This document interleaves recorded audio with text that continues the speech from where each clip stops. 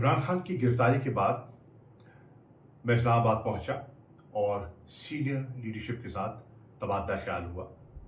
हमने चंद फैसले किए और फैसले ये हैं कि कल हम सुप्रीम कोर्ट में इस फैसले को, जो आज इस्लामाबाद हाई कोर्ट का फैसला है, उसको चैलेंज करने जा रहे हैं।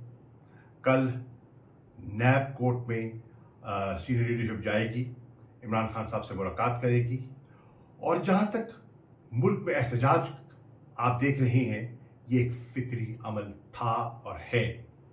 जिस अंदाज में उनके कायद को गिरफ्तार किया गया, साबिक वज़ीर आज़म को, पार्टी के चेयरमैन को, उसका रद्द-ए-अमल फितरी था। बिलाजवाज़ था ये गिरफ्तारी, बिलाजवाज़ थी, क्योंकि इमरान खान लाहौर से निकलने से पहले कह चुके थे कि अगर मुझे गिरफ्तार करना है तो वारंट दिखाइए, मैं अज़ खुद अपनी गिरफ्तारी पेश कर दूंगा। फिर इस किस्म का जबर, धावा बोलना, शीशे तोड़ने, वकीलों को ज़दोकोब करना, जख्मी करना, कारकुनों को गिरफ्तार करना, जख्मी करना बिलाजवाज़ था। कारकुन अपना एहतजाज कर रहे हैं, वो एहतजाज जारी रखें, लेकिन कानून को हाथ में नहीं लें। पुरअमन रहें। पुरअमन एहतजाज आपका कानूनी आईनी हक है, वो जारी रखें।